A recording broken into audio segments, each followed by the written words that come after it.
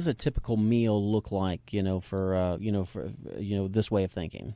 Well, actually, I'll give you a blueprint. That's what the zone diet is. It's Okay. not a diet, but really a blueprint of how to balance your plate. You need three things.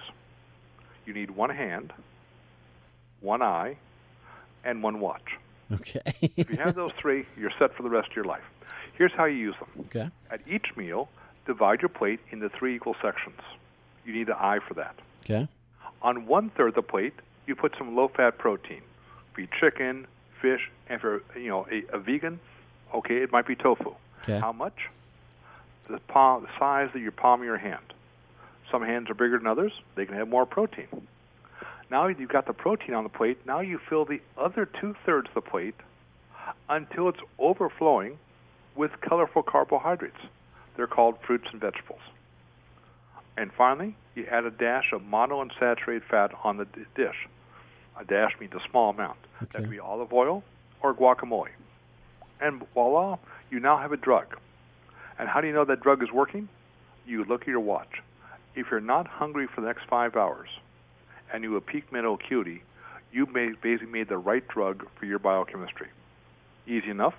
The secret is to do it the best you can every time you open your mouth the rest of your life. Gotcha. Now, I thought that, when we talk about folks that are, a lot of times when they're changing their diet, they're trying to lose weight, I thought fats were bad. I mean, fat, you're supposed to eliminate fats because you're trying to get rid of all the fat. Why would you want to add fats in this particular meal? Well, we like to think that fat makes us fat. Unfortunately, it doesn't. What makes us fat is inflammation. And therefore, you have to basically, your goal is not to reduce fat in your diet, but to reduce the inflammation in the fat cells. And now that's why we look at some fats are very, very powerful, inducers of inflammation. Okay. These are the fats most Americans eat. These are the vegetable oils, the soybean oil, the corn oil, the saturated fats.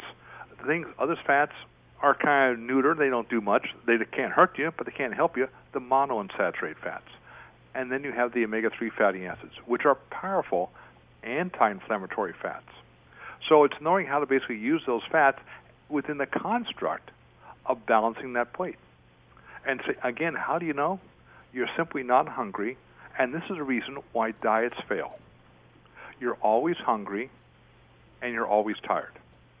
Who wants to go through life being hungry and tired? I know I don't. I don't either. What if you're on a diet that you're never hungry and never tired? Would you ever stop that diet? Probably not. And that's why the root word of the diet comes from the Greek, which means it's a way of life. And the way to make sure you're never hungry and never tired is to keep inflammation in that zone.